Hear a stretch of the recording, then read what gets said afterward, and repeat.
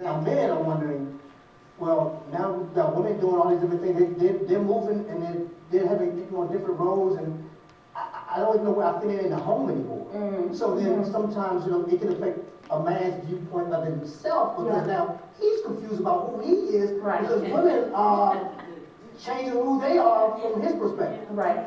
See, this is the indirect result of feminist ideology. That's the indirect result of this second wave feminist ideology, is that men no longer are clear about what it means to be a man. Right. That's an indirect effect of it. So whether we're talking about the chivalry or whether we're talking about their role in the family, if you keep telling men, very generally speaking, if you keep telling them that they're not needed for anything, then they'll start acting like it. Right. That's an indirect result of feminist ideology. So when you consider a pendulum on a clock that swings back and forth, the first wave of feminists, they were necessary because they had to restore the swing to the pendulum. But the second wave took it too far, and now the pendulum is just going crazy. The point of feminism, that's not an academic term, but I'll say it is going crazy.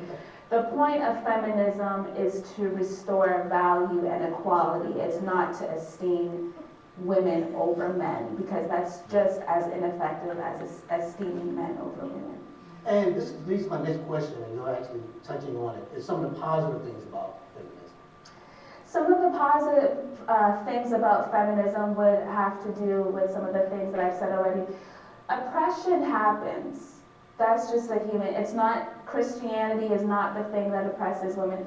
You really don't need Christianity to be oppressive. It just seems to be the case that humans are going to find a way to oppress another group of humans, whether that's racially, economically, whether that's by your sex. Humans do that all the time.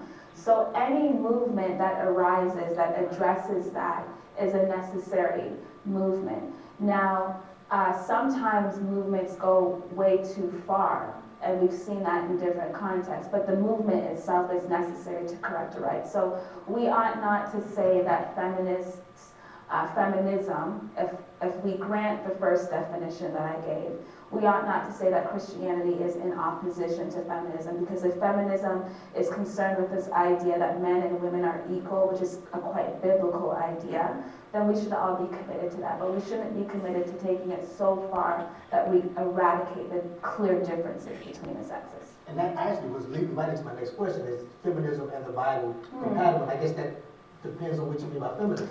It depends, and that's why I like how you opened up the show. It depends on what you mean by feminism. You have to define it for me, right? So if we grant the first definition, we all ought to be feminists. Now, I'm not saying that Christians have treated women justly all the time. That's not what I'm saying, because that's clearly not true. What I'm saying that Christianity itself affirms this idea that men and women are equal. And anytime you find a professing Christian denying that, then there's something wrong with that professing Christian, not with Christianity. Amen. So how would you respond to someone who says that, well, in the Bible, we see a devaluation of women. We see in the New Testament, we see when Paul tells women to shut up in church.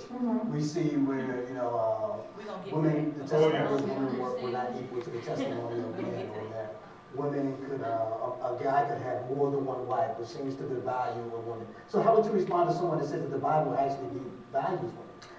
So I'll say this, not everything that you see in the Bible is a prescription. So there's just certain things that the Bible contains. That's the first thing. The second thing is that the Bible is located in a certain historical context. So it emerged in a context where women were not considered, the testimony of a woman was not considered authoritative. That doesn't then mean that the Bible affirms and teaches that the women's testimony should not be authoritative. It's just a cultural connection. But I can even go a little bit further. I was at an event a couple of weeks ago, and speaking with a young man, and he made the claim that the Old Testament was oppressive to women because of the Jacob and Leah and Rachel story. Jacob had to work 7 years, and apparently working 7 years is oppressive to women. It's just like treating women as animals. So I thought that was funny because I don't know who worked 7 years for a cow. That's the first thing. But I think the other thing that was quite interesting is, and this is perhaps an indirect result of feminism, we have compromised the value of what it means to be a woman. So in every other area of life, the time and the commitment that you give to something is an indication of the value that you put on that thing. Right? The more time you give to something, it's because you're giving that time because you have more value. Right. So it's quite interesting that the fact that Jacob has to work is considered oppressive. What does that say about the value of what it means to be a woman? I think we live in a culture, and this is another indirect effect.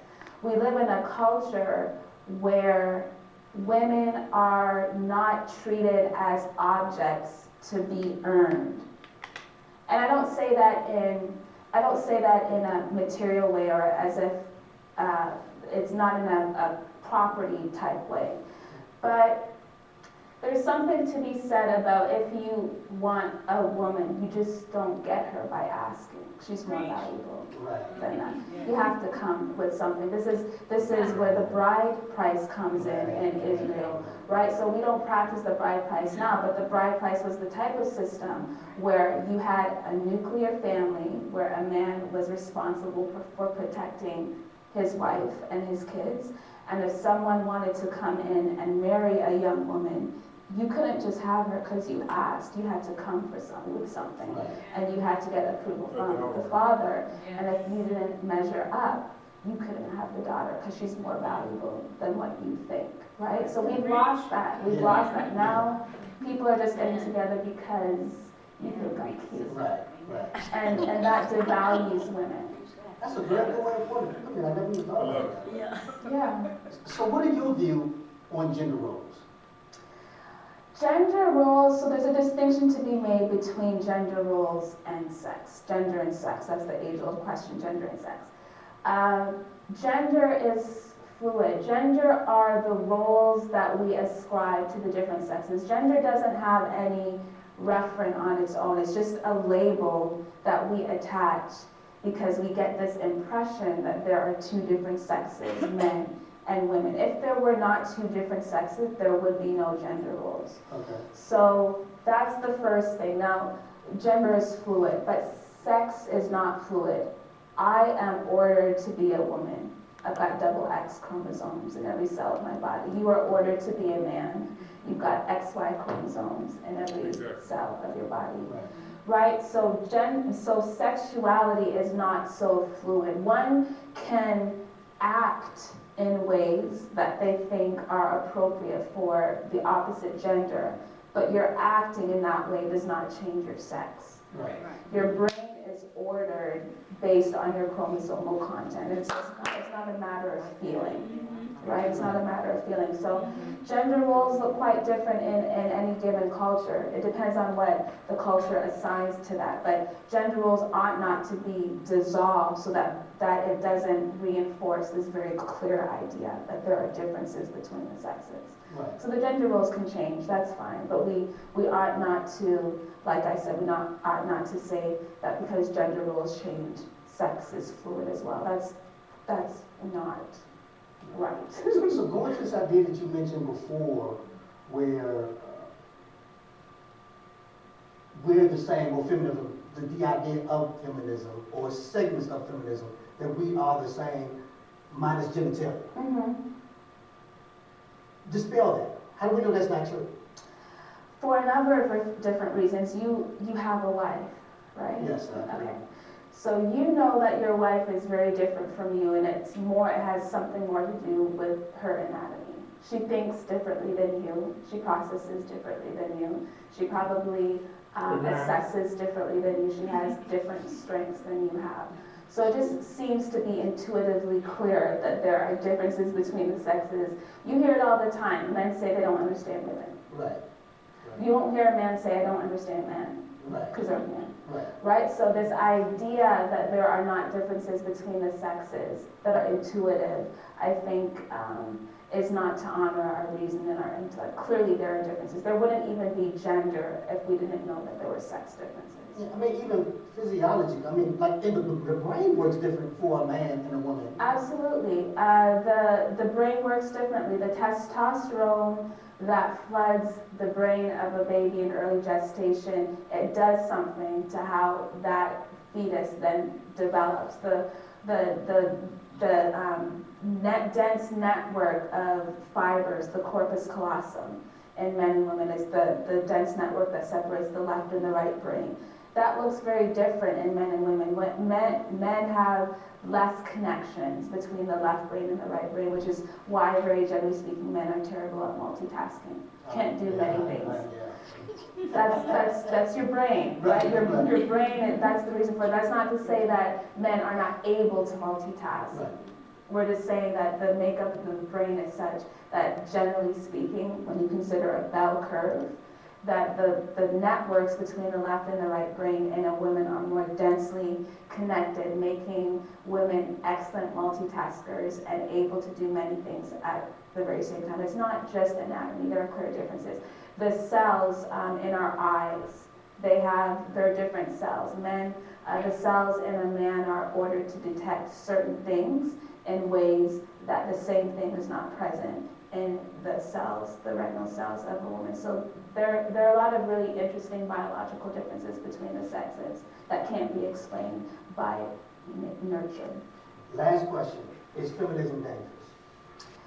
The second, the ideology and the philosophy of the second wave, I think, is very dangerous. My pendulum analogy, whenever you take the pendulum way too far, you're going to upset the homeostatic balance, right? So we're out of balance in the culture today because men don't know where they fit. Right.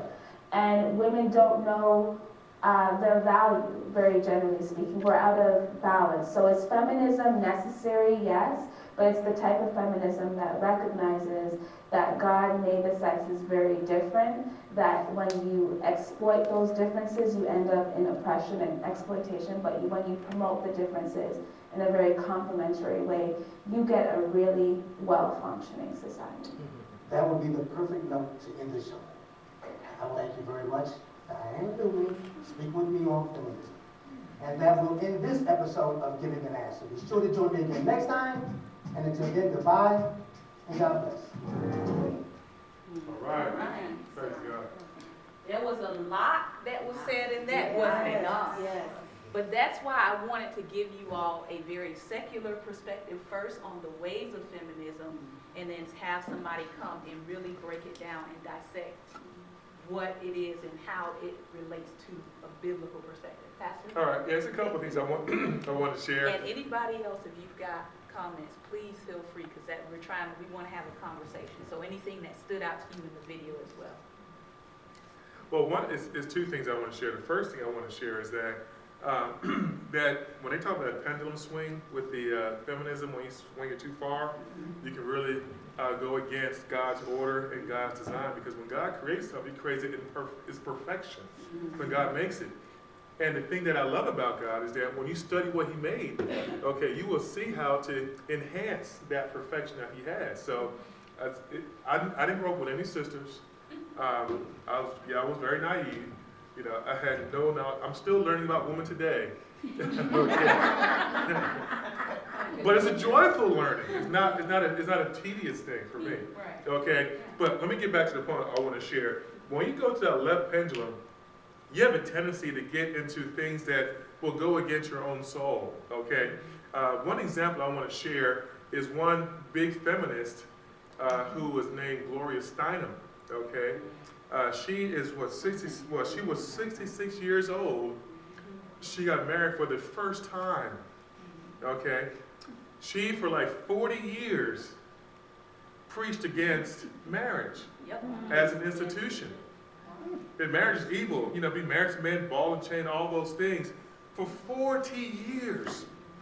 So she has established 2 generations of women who don't believe in marriage. Okay, think that marriage is something that is weighty, is something that's a bear on your lives. But what happened was she got married at 66 for the first time. So she spent 40 years fighting something that God had designed for her. Okay? And she got. And then when they asked her about her stance, she said, I lied. I lied. I lied. So in other words, you know, I don't have any other men in here. There's a bunch of women, so I got to be very sensitive to the women that are here. But one thing I can tell you is that, you know, as an architect, you know, we sit there and we, you know, that's what I do. I design things. You look at the landscape, okay? You study the soil and what kind of pressure the soil can take. You design structural systems to hold that will stand up within that specific type of soil. Okay? So what happens is when you sit there and say that marriage is something that's not equality or is against equality whatsoever, you're actually building on something without a foundation. Because God's foundation for male and female to work together. You know, and another thing I want to read in the scripture here is in Romans 15. There you go, Paul again. You know, all these guys who, let me just get something clear. All these people say a woman's job is ought to be silent, ought to, you know, talk to their husband in silent and not speak out in church. You got a scripture for that? Okay, well, she's going to get that because I want to jump on that. But I'll reserve that for you. Okay, I want to read this here. Yeah, the whole breakdown. Okay, all right, praise God. So, Romans 15, I said, now we who are strong ought to patiently put up with the weaknesses of those who are not strong, and not just please ourselves. Let each one of us make it a practice to please his neighbor for his good, to build him up spiritually, even as Christ didn't please himself, but as it was written in Scripture. Well, I'll just stop there. Christ didn't build up himself. One thing I will tell you, as a male, and watching my mother and father, and then even watching my own lives, from personal experience, I see, it is a detriment for a woman not to get education. It is a detriment for a woman not to understand finances. It is a detriment for a woman not to put herself in a position to be mentally acute in the things that pertain to her life and her children. Okay, they talked about third world countries, and some third world countries really believe, like the Klan believes, you know, that women is property and stuff, and their lives are tough. What happens when the man gets sick? Right, it's true. Well, I'm 20 years in ministry, and God will tell you, my wife will tell you, that for some odd reason, a lot of the men get counsel from her, and a lot of women get counsel from me, which we can't figure out, but it's God. It's weird. So what I have seen over the years is that these women who, you know, who were sitting there and they depended on their husbands, you know, and their husband's education, their husband's finances, and all the things that pertain to the other, and they just keep themselves limited and just keep themselves at a limited scope of existence in life, they wind up getting life trauma shock when something happens to that male. Yeah. And God hasn't designed us to be like that. Right, absolutely not. Okay, so what happens is for, you know, a building to stay stable, the foundation has to be stable on all sides. You got to be mentally, you know, mentally strong. You got to be spiritually strong. You got to be financially strong on all sides, so the building doesn't, you know, waver or so. Because what have happened is, I can tell you from personal experiences, is that when I went through, I'll be transparent, I went through a season of having fraud committed against me, okay? And it was the most difficult time in my life.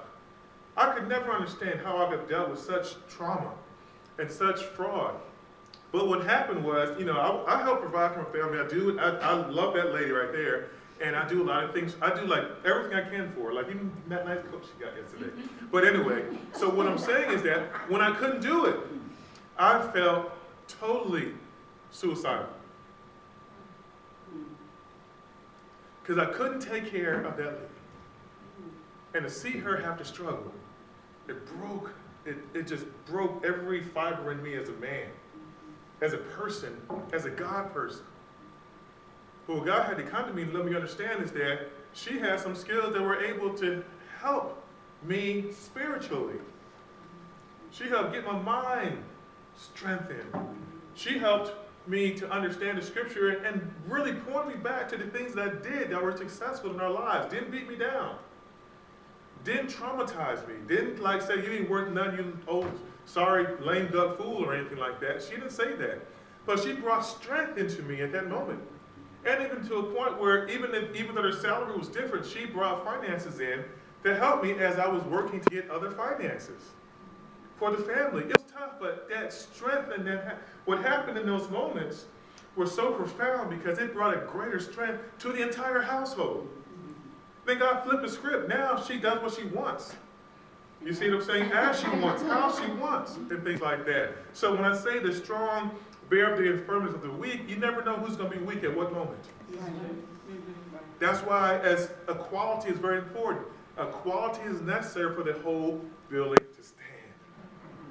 You see, sometimes, those who are married here, I don't know who's married and who's not married, but what I'm saying is that, my wife and I, we look at it like this. You know how at your job, you have an annual review or so, and you kind of evaluate the things that went well, the things that can be strengthened. That's something you should do as a family. You see, as a husband and wife. You see, what areas have I done, what have I produced that brought weakness, or what have I produced that brought strength, and where can we shore up, things to make things better for the future? It's what we have to do. That's what equality is about. It's about coming together on an equal scale. Like my wife and I, we do vision casting. We sit there and we put things together where we want to be. What do we want to do? Let's hear from God. What is God saying to us? But in fact, when it came down for us to come to Virginia, God gave me a vision. So I want to talk to her, and God gave her a word. And they both were identical, and we were totally separate places. So what happens, the equality of God's Spirit came in and brought us and propelled us to a whole new place. So what I'm saying is that as we deal with feminism, and as we deal with all these different things, we got to understand we are equal together. That's what makes us strong. That's what makes us healthy in God and in the environments. Because what happens is that, and I will say this, and I'm going to try hard, just to be honest. It disturbs my soul when women boast upon being single forever. It disturbs my soul, and they're frustrated. They do everything in their heart to pretend that their life is great and wonderful, and deep down inside, their soul is breaking. I know it because I've seen it. There's a time I did somewhat volunteer work at a Christian bookstore. And what happened was, I dealt with like 50,000 people a year. And so many women came in there, single. God would have me to prophesy a word. I didn't know where this was coming from, but God said to speak, and all of a sudden they are a wet mop on the floor. Because God spoke to them. They would never expected it to happen. They were caught open. And the shame that was within them, that they tried to put callous over to make like they're comfortable, God went right through and got to them.